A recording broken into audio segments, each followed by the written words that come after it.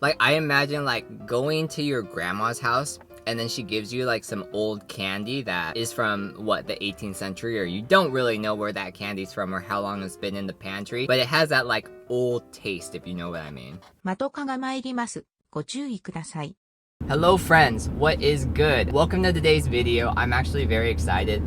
This is the first time that I'm doing a video like in my car or while I'm driving. Hopefully I'll be able to do more like travel vlogs or stuff like in my car more in the future. But right now I just don't really have like the legit or like the right equipment to actually do that. We're making do. We're doing what we can right now. So obviously, if you can read, you know what today's video is about. Today, we are trying the Shake Shack fried chicken sandwich, the Korean style fried chicken sandwich, and some of the other things that they took from the Shake Shack menu in Korea and brought to the United States. Now, before you make any assumptions or anything like that, I do have to tell you, like, I did see Feed Maymay on her channel. She did the exact same video. And listen guys, I'm not trying to copy her. I'm not trying to be a Feed Maymay knockoff or anything like that. The honest thing is, I had this idea when I first heard about the new menu coming out, which was at the beginning of January. I just wasn't in like the right headspace or the right health, or basically everything was against me. And like, I just never had the opportunity to do this. I'm finally starting to make videos again. Whoop-de-frickin-do. Hoorah, hoorah. Yeah, it's like no shade to Maymay or whatever, you know, we're just doing it a little later, and I think that's okay. I hope you guys can like hear me. Even the lighting and stuff isn't super great at this angle, but we're making do, whatever. So as you can see from the title, this is a controversial sandwich, or it's just like a controversial menu. I just wanted to touch up on that just a little bit if you haven't heard. So a lot of people are saying that the Korean fried chicken sandwich, or just the Korean menu, is kind of controversial just because it's not necessarily like Korean food. And Shake Shack did respond to this saying like, okay, it isn't like Korean food, it's Korean style, and we want to make sure to make that clear. People are saying though like, okay, well, if it's bad too, then we don't want it to reflect like, oh, this is Korean culture, this is Korean food and stuff like that. And I think from Shake Shack's point of view, I understand why they named it that. Not all Westerners are actually gonna know gochujang, or like that it is like Korean. So if you call it the gochujang sandwich, which is what they called it on the Korean menu, that might not translate over to an American audience or a westernized audience. So I get it to an extent. Did I do a good job explaining this? No, so I'm sorry.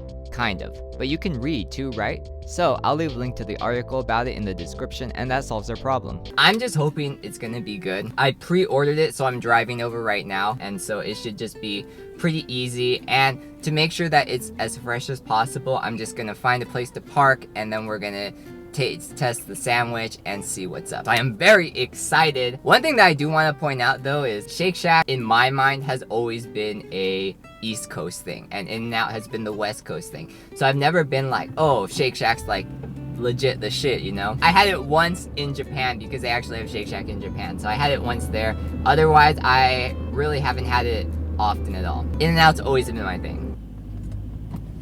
It was at this point I knew I had to stop recording while driving, because the same thing happened about 1,000 times because I don't have a proper car setup, aka I was using a tripod on the passenger seat like a freaking noob. And because I drive like a madman, which is no insult to Asian drivers, it's a personal problem, the next clip you're about to see is me not endangering my life and instead eating food, which is why you're watching. A few moments later. Guys, it's here. So now you're wondering why I blurred out the receipt thing on the bag, and well, it had my name on it. And it's not like my name is secret or anything, but I kinda like being referred to as MATOKA by people who watch my channel. It's like how many people don't know Lady Gaga's real name, or Pitbull's, or maybe it's common knowledge and I'm just dumb. But yes, I like to be a little mysterious in life, so please humor me. So I'm sorry for kind of the bad lighting and everything, and maybe you might hear like some of the traffic outside and stuff, but I just needed to find a place that was secluded enough so I can make this video. video. I don't know how Mei does it, like driving around and filming videos and stuff like that. Like, this is very stressful and I'm sweating, which is why I took off my jacket. Also, I haven't eaten today, so I just want to get into it. So first we have the brown sugar shake. So this is the brown sugar shake. Okay, it looks not bad, looks pretty good. I'm digging the look of that for sure. So they have 4 menu items, just FYI. They have the chicken sandwich, they have gochujang fries, they have gochujang chicken nugget, which is just like the sauce, and then they have the shake, and those are all the things from the menu. So I'm pretty sure like the fries are just gonna look like normal fries. Yeah, they look pretty normal, but so these are the fries. Let's open them up. Fries look like this. God, I'm so sorry, the lighting sucks here, but oh well. Pretty good. Oh, and then this is the gochujang sauce. And then finally we get to open the sandwich. How do you open this box? Oh my god, it's really small. That's what she said. So look at the size of this. This is very small. Let's try the sauce for the fries first before we get into the sandwich. So the sauce for the fries.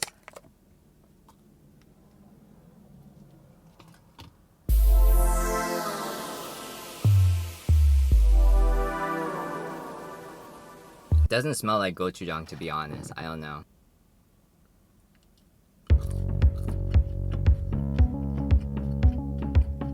Okay, well, I don't hate it. If I'm being honest, it doesn't taste very Korean at all. It's more like a gochujang mustard. If I were to put like that kind of American twist on it. So just from tasting this sauce as well, like I can kind of see why people were a little mad that they said like, oh, this is like Korean style, because this is a very fast food version of Korean style, I think. So personally, I don't hate it. I don't think it's very Korean at all.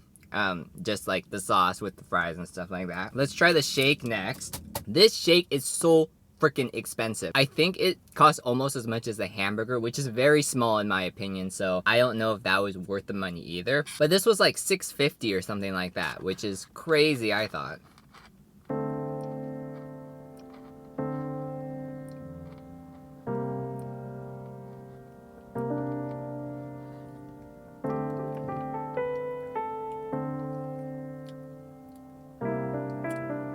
If you're trying to figure out what kind of face I'm making, it's a, wow, this is pretty garbage, but I don't want to be a hater and sound like I'm a professional comedian roasting a celebrity. So I'm collecting my thoughts to give a proper but honest description, and here it comes. Guys, I don't think I like it. It's not my favorite. Like, it tastes super molasses. So like that black sugar, like, but very molasses kind of flavor. And it's extremely strong, extremely sweet, and it has that molasses aftertaste, which a lot of people don't like, I think, because the molasses kind of aftertaste is kind of like I imagine like going to your grandma's house and then she gives you like some old candy that is from what, the 18th century, or you don't really know where that candy's from or how long it's been in the pantry, but it has that like old taste, if you know what I mean. This was not worth the money for sure.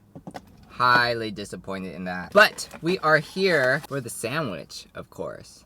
And this, I hope, is average at least. This is the whole size of the burger, which I think is pretty small. I guess it's kind of average, but maybe because I'm really hungry, my eyes are tricking me. But here we go.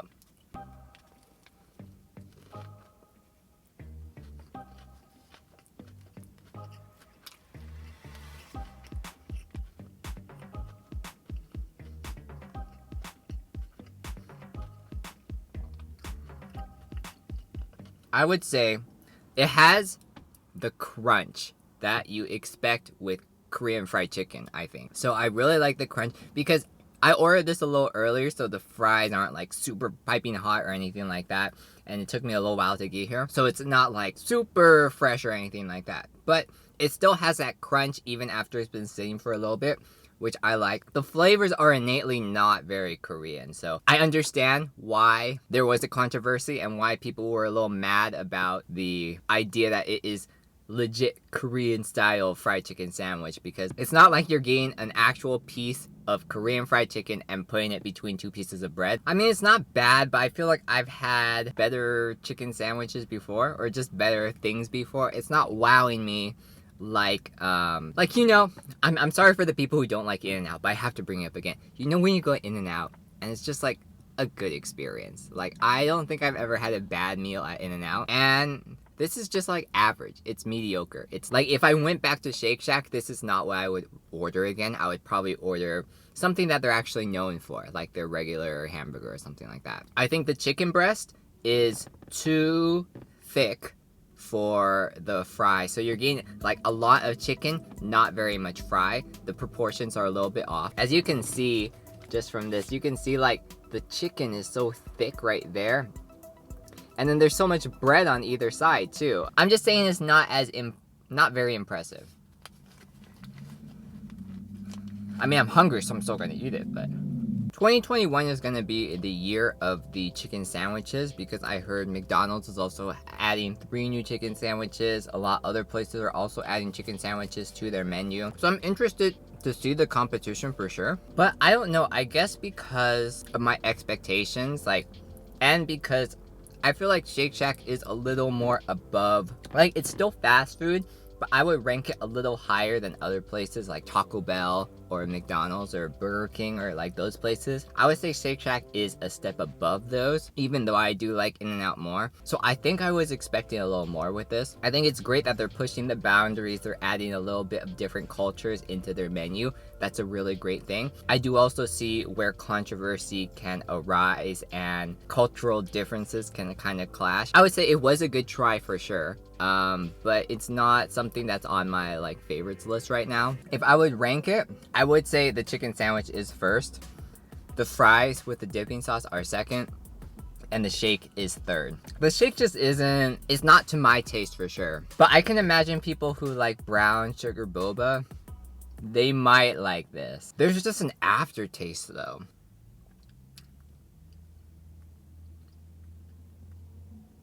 Yeah, fam, this ain't it. So there you have it. I think I've reviewed mostly everything. The only thing that I ended up not buying was the chicken nuggets with the dipping sauce, but I've tried the dipping sauce with the fries and it's like meh. Please be proud of me because I did go outside today. I am making a video outside. There are people walking right in front of my car and it's extremely awkward, but I'm still doing it. I'm still filming the video. It's hot in my car. I'm sweating so much. But I hope you enjoyed this video, and if you like videos like this, make sure to give it a thumbs up and subscribe if you haven't. If you have any other places that you want me to try or video ideas for the outside world, make sure to leave it in the comments below, and I hope you're having a great day. Peace. Someone just walked past me and that was the most awkward experience ever. Bro, please don't park next to me. Okay, good job. Keep going. I'm waiting for this lady to pass because this is really awkward.